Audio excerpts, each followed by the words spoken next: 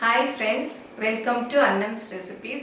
இன்னைக்கு பட்டர் முறுக்கு சூப்பரா டேஸ்டியா எப்படி பண்ணலாம்னு பாப்போம். இப்போ பட்டர் முறுக்குக்கு தேவையான பொருட்கள் என்னென்னன்னு பார்த்துடலாம். பச்சரிசி மாவு 1 கப்பு. இதை வீட்டில் அரைச்சதுனாலும் நீங்கள் எடுத்துக்கலாம், இல்லை கடையில் வாங்கினதுனாலும் எடுத்துக்கலாம். இது ஒன்றும் வறுக்கெல்லாம் வேணாம், சும்மா அரைச்ச பச்சரிசி மாவு தான். இதுக்கு பொட்டுக்கடலை மாவு அது 2 டேபிள் ஸ்பூன் வந்து இதுதான்.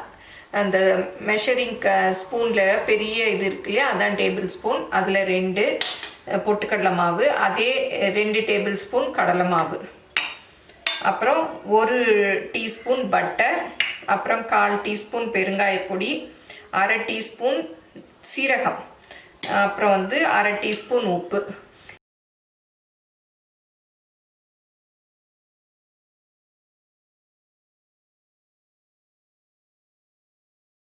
இப்போ இந்த பவுலில் அரிசி மாவு, இந்த பொட்டுக்கடலை மாவு, கடலை மாவு, நான் 1 கப்புக்கு இந்த அளவு சொல்லியிருக்கேன். நீங்கள் நிறைய வேணும்னா இதை அப்படியே மல்டிப்ளை பண்ணி கூட போட்டு பண்ணிக்கலாம்.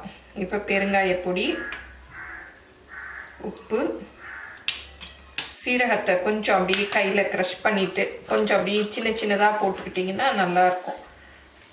இப்போ இது எல்லாத்தையும் மிக்ஸ் பண்ணிக்கலாம்.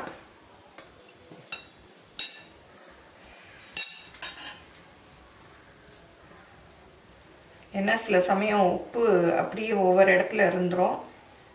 அதனால் எப்போவுமே பலகாரங்கள் செய்யறச்சு இந்த மாதிரி மிக்ஸ் பண்ணிக்கிட்டோன்னா நல்லது. இப்போ பட்டரையும் போட்டுக்கலாம். இப்போ நல்லா கலந்துக்கிட்டாச்சு. தண்ணியை கொஞ்சம் கொஞ்சமாக ஊற்றி அப்படியே பிசைஞ்சிக்கலாம்.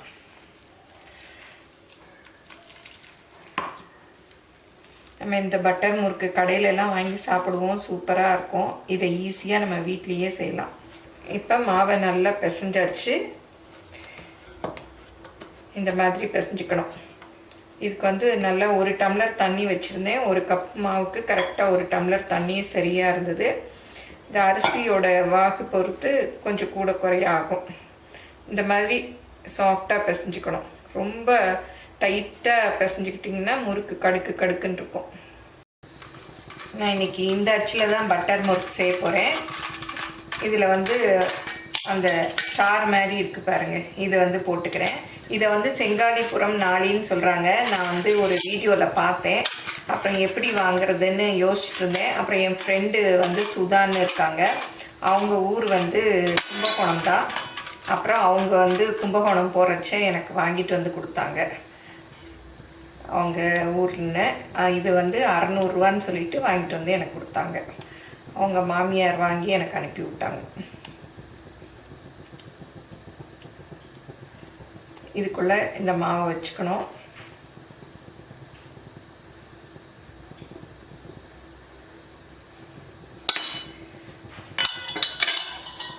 இதை ப்ரெஸ் பண்ணி பார்க்கலாம். நல்லா வருது பாருங்கள், நல்லா வருது. எண்ணெய் காஞ்சிருச்சான்னு பார்க்கலாம்.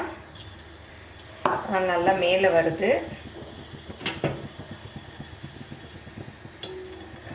எப்போவுமே முறுக்கெல்லாம் புளியரிச்சா எண்ணெய் நல்லா காஞ்ச பிறகு புளிஞ்சாதான் முறுக்கு டேஸ்ட்டு நல்லாயிருக்கும். இல்லாட்டி எண்ணெயில் ஊறி போன மாதிரி இருக்கும். இதை வந்து ஃபஸ்ட்டு அப்படியே புளிஞ்சிட்டு அப்புறம் கூட நம்ம ஒடிச்சு விட்டுக்கலாம்.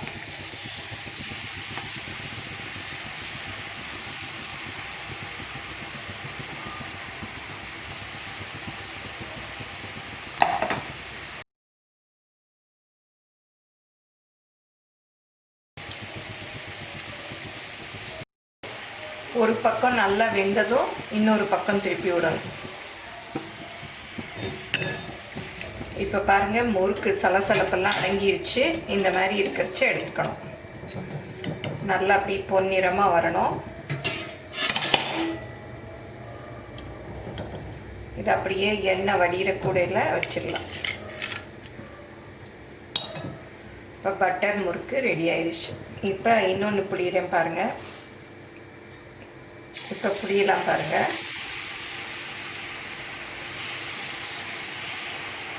எப்படி வேணால் புளியலாம். இது வந்து நம்ம முறுக்கு மாதிரி ரவுண்டு ஷேப்பு தான் புளியணும்னு இல்லை. இந்த எண்ணெய் இருக்கிற அளவுக்கு அகலமாக புளிஞ்சிக்கலாம். நீங்கள் ரவுண்டாக புளியை வந்தால் புளிஞ்சிடலாம், இல்லாட்டி இந்த மாதிரி சின்ன சின்னதாக ப்ரெஸ் பண்ணிவிட்டு அப்படியே விட்டுறணும். கொஞ்சம் சின்னதாக, ரொம்ப நீள வேணாம், சின்னதாக.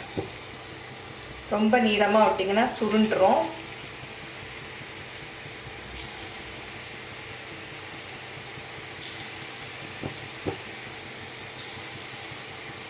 சின்னமாக விட்டால் தான் அப்படியே நீளமாகவே இருக்கும்.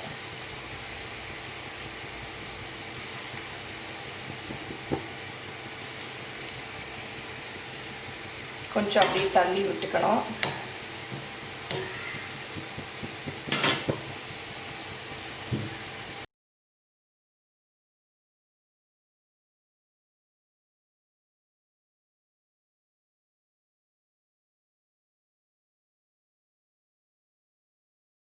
பாருங்கள், எல்லாம் நல்லா வெந்துருச்சு, சலசலப்பெல்லாம் அடங்கிடுச்சு. இன்னும் விட்டால் ரொம்ப சிறந்து போயிடும். இது எல்லாத்தையும் அப்படியே எடுத்துடலாம்.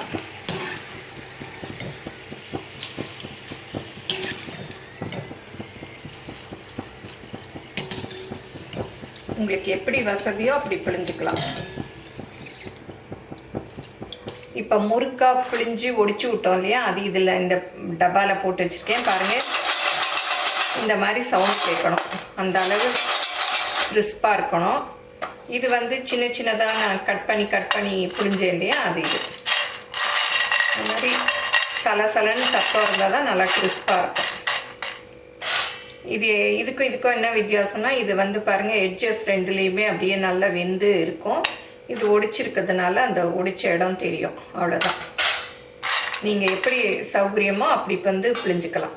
இந்த பட்டர் முறுக்கு நம்ம வீட்டில் ஃப்ரெஷ்ஷாக ஆயிலில் செய்கிறதுனால இது வந்து ஒரு 10 நாளைக்கு நல்லாயிருக்கும். நல்லா ஆறின பிறகு ஏர்டைட் கண்டெய்னரில் போட்டு ஸ்டோர் பண்ணி வச்சுக்கலாம். நீங்கள் இன்னும் அப்படி பட்டர் டேஸ்ட் வேணும்னு நினச்சிங்கன்னா 1 கப்புக்கு 2 ஸ்பூன் பட்டர் கூட போட்டு செஞ்சுக்கலாம். நான் வந்து 1 ஸ்பூனே போதும்னு போட்டேன். சின்ன பிள்ளைங்களாக இருந்தால் நீங்கள் 2 ஸ்பூன் கூட போட்டுக்கலாம், நல்லா டேஸ்டியாக இருக்கும். பட்டர் முறுக்கு அப்படியே பட்டர் போல் வாயில் போட்டதும் கரைஞ்சி அவ்வளோ டேஸ்டியாக இருக்குது. நல்ல கலரும் பாருங்கள், நல்லா அப்படியே பொன்னிறமாக இருக்குது. இந்த மாதிரி பொரிச்சு எடுக்கணும். இது ரொம்ப ஈஸி தான், பார்த்தீங்க இல்லையா? எல்லாரும் இந்த தீபாவளிக்கு செஞ்சு பாருங்கள். எப்படி வந்ததுன்னு உங்கள் கமெண்ட்ஸை சொல்லுங்கள். பிடிச்சிருந்தா லைக் பண்ணுங்கள். எங்கள் சேனலை மறக்காமல் சப்ஸ்கிரைப் பண்ணுங்கள். இன்ஸ்டாகிராம், ஃபேஸ்புக்கில் அன்னம்ஸ் ரெசிபீஸை ஃபாலோ பண்ணுங்கள். தேங்க்யூ.